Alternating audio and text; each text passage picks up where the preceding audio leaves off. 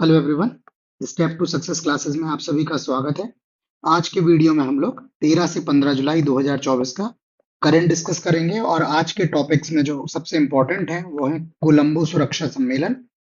UNESCO ने नए biosphere reserve नामित किए हैं। सरकार ने संविधान हत्या दिवस की घोषणा की है। एक युद्ध अभ्यास है अभ्यास पिच ब्लैक 2024। रूस का सर्वोच्च नागरिक सम्मान, विश्व जनसंख्या दिवस और इसके अलावा कुछ और इंपॉर्टेंट टॉपिक्स हम आज डिस्कस करेंगे। स्टार्ट करते हैं अपने आज के वीडियो के पहले क्वेश्चन से। पहला क्वेश्चन है, निम्नलिखित में से किस देश को कोलंबो सुरक्षा सम्मेलन, कोलंबो सिक्योरिटी कॉन्क्लेव का 5वां सदस्य घोषित किया गया है? नेपाल, बांग्लादेश, पाकिस्तान और भूटान। तो इसका जो सही जवाब है वो है ऑप्शन बी, बांग्लादेश। ये हाल में बांग्लादेश जो है वो कोलंबो सुरक्षा सम्मेलन का 5वां सदस्य घोषित किया है। अभी जो डिप्टी नेशनल सिक्योरिटी एडवाइजर्स थे उनका एक सम्मेलन हुआ है मॉरिशस में, ठीक है। तो वहां पर जो है ये इनको बांग्लादेश को शामिल किया गया है, ठीक है। तो अब बांग्लादेश जो है वो 5वें सदस्य राज्य के रूप में इसमें सम्मिलित हो गया है। जो पहले सदस्य थे वो थे भारत, श्रीलंका, मॉरिशस और मालदीव। ये चार जो है वो सदस्य देश थे।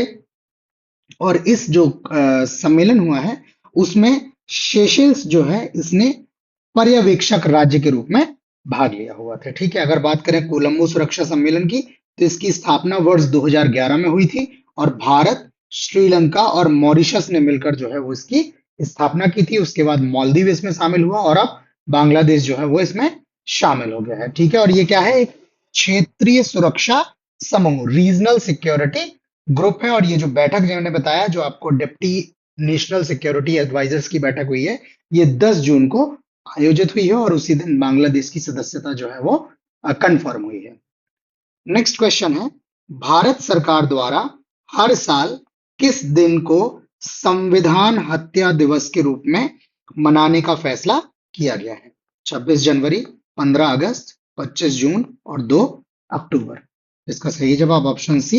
ये सरकार की घोषणा के अनुसार अब से प्रत्येक वर्ष 25 जून को संविधान हत्या दिवस के रूप में आयोजित किया जाएगा, मनाया जाएगा।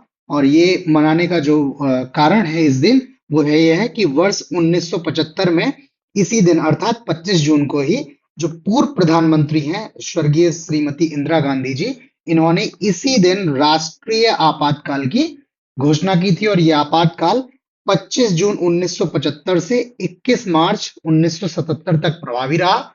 और इस आपातकाल की घोषणा तत्कालीन राष्ट्रपति फखरुद्दीन अली अहमद द्वारा संविधान के अनुच्छेद 352 के तहत जारी की, ठीक है। तो ये इन्होंने संविधान हत्या दिवस मनाए जाने की घोषणा की है।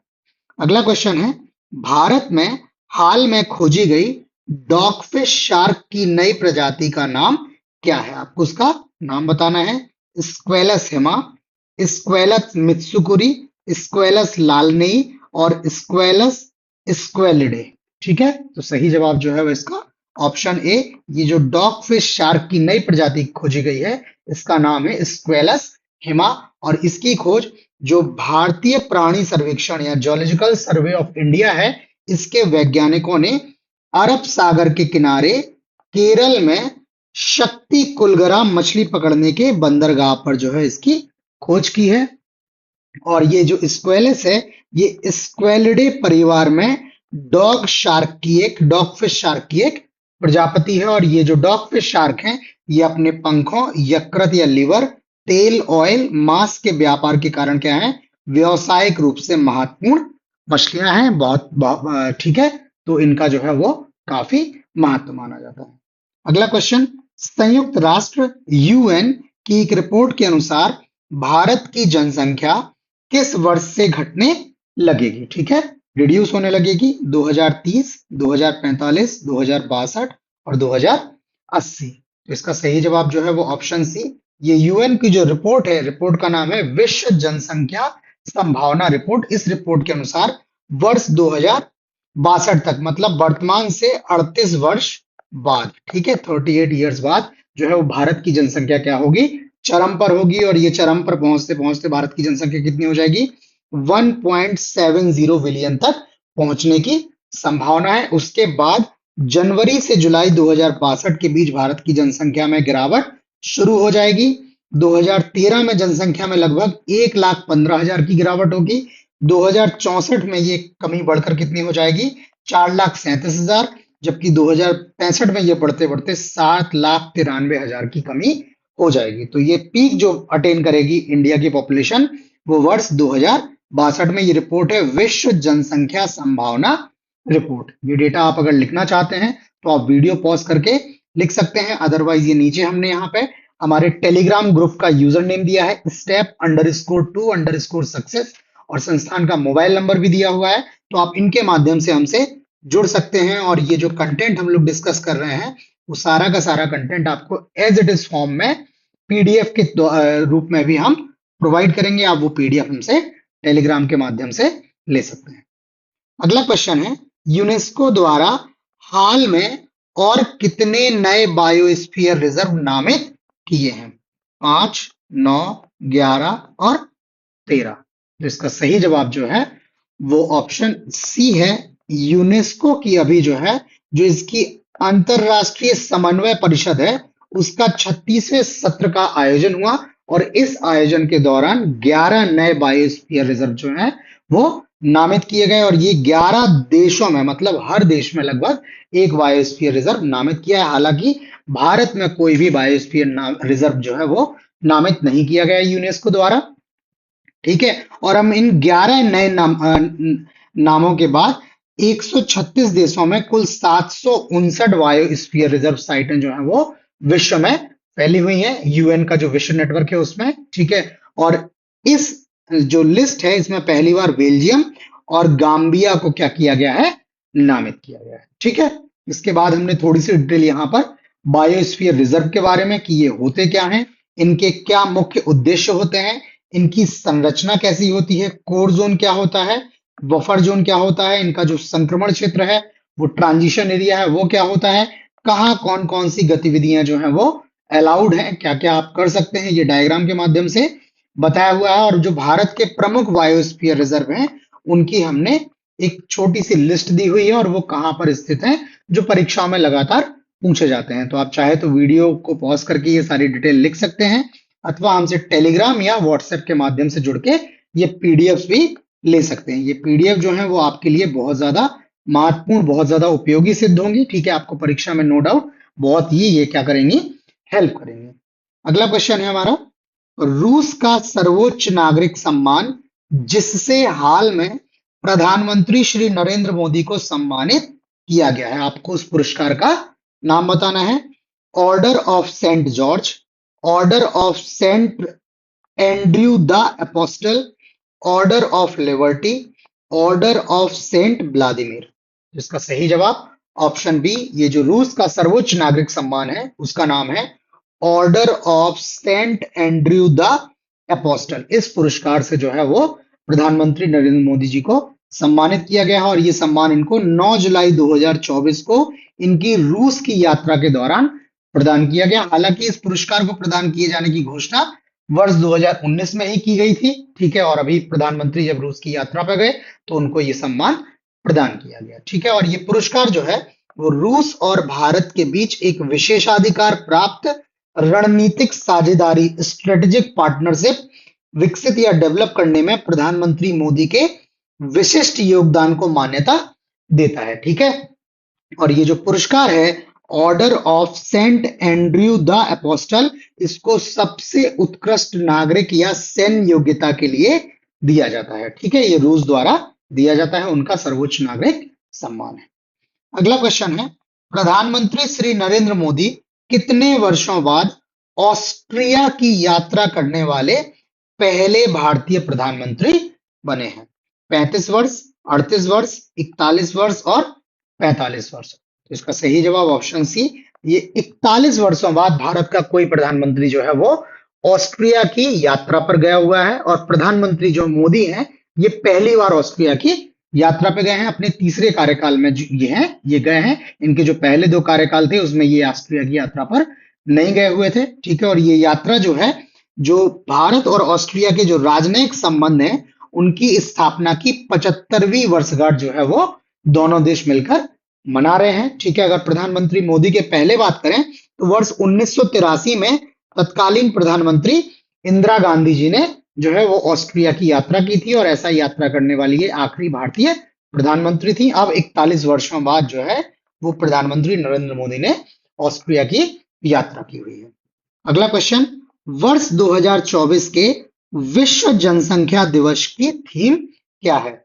सभी के लिए समान अवसर, किसी को पीछे ना छोड़ें, सभी की गिनती करें, जनसंख्या वृद्धि का नियंत्रण, समान संसाधन वितरण। तो इसका सही जवाब ऑप्शन बी, ये जो वर्ष 2024 का विश्व जनसंख्या दिवस है उसकी थीम है किसी को पीछे ना छोड़ें, सभी की गिनती करें। ठीक है, और प्रतिवर्ष जो है वो 11 जुलाई को विश्व जनसंख्या दिवस के रूप में मनाया जाता है। ये जो 11 जुलाई की डेट है ये बहुत इंपॉर्टेंट है, कई बार परीक्षा में विश्व जनसंख्या दिवस के बारे में पूछा गया है और चूंकि जो है वो वैश्विक जनसंख्या लगातार तेजी से बढ़ रही है, भारत में भी जनसंख्या लगातार तेजी से बढ़ रही है, तो ये कई बार परीक्षाओं में पूछा गया है। ठीक है, और अगर बात करें विश्व जनसंख्या दिवस की तो ये पहली बार 11 जुलाई 1990 को मनाया गया था और तब से प्रतिवर्ष 11 जुलाई को आयोजित किया जाता है। ठीक है, अगला क्वेश्चन, अभ्यास पिच ब्लैक 2024 किस देश में आयोजित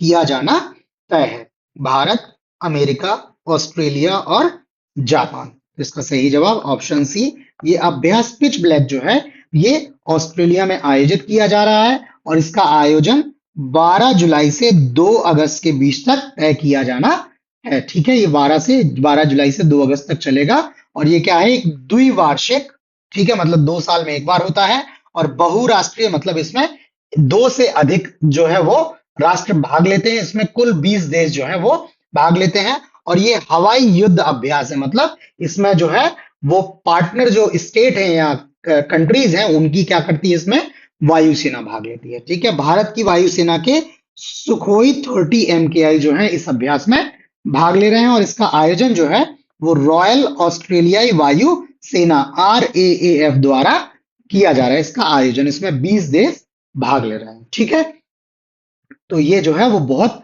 महत्वपूर्ण है। ठीक है, और भारत जो है वो इस तरह के अभ्यासों में भाग ले रहा है लगातार और जितने भी वैश्विक लेवल पे बड़े बड़े युद्ध अभ्यास हैं उन सभी में भारत को आमंत्रित किया जाता है। तो ये भारत के बढ़ते हुए कद को कहीं ना कहीं दर्शाता है।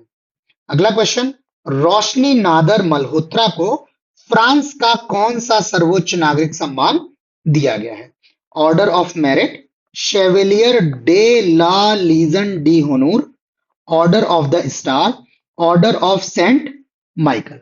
तो सही जवाब इसका ऑप्शन बी, ये फ्रांस का जो सर्वोच्च नागरिक सम्मान है Chevalier de la Legion de Honneur, इस सम्मान से रोशनी नदार मल्होत्रा को सम्मानित किया गया है।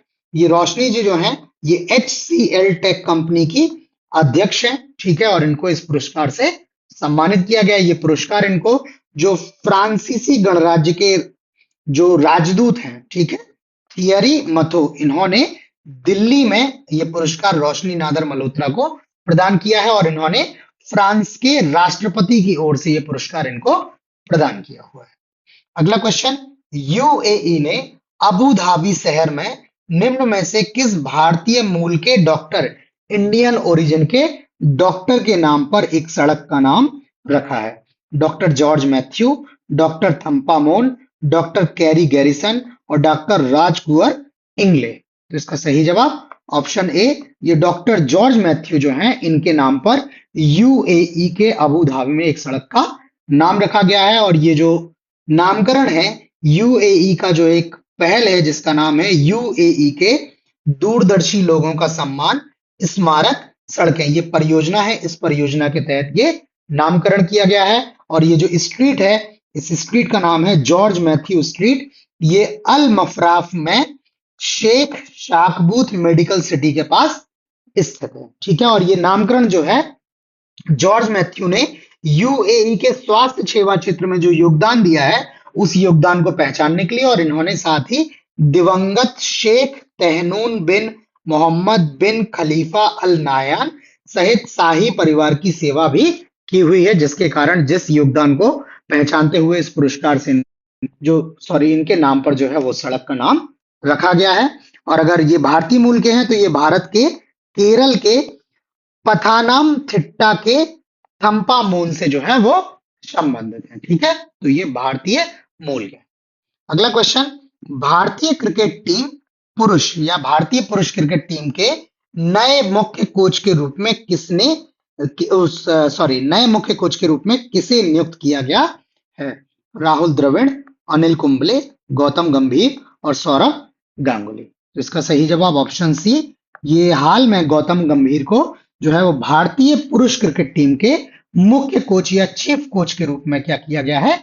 नियुक्त किया गया है। अभी तक जो चीफ कोच थे वो राहुल द्रविड़ थे, तो राहुल द्रविड़ की जगह इन्होंने ली हुई है और इन्होंने जो है वो 3 साल के एक अनुबंध या कॉन्ट्रैक्ट पर हस्ताक्षर किए हैं। इनका जो कार्यकाल है वो इसी वर्ष या जुलाई 2024 से स्टार्ट हो जाएगा और ये 31 दिसंबर 2027 तक काम करेंगे। अगर गौतम गंभीर की बात करें तो ये वर्ष 2019 से 2024 तक जो 17वीं लोकसभा है उसके ये सदस्य भी रहे हैं। ये दिल्ली से जो है वो लोकसभा के सदस्य थे। इसके अलावा इनको वर्ष 2008 में अर्जुन पुरस्कार और वर्ष 2019 में पद्मश्री पुरस्कार से सम्मानित किया गया है। ठीक है, तो आज के करंट अफेयर्स में इतना ही।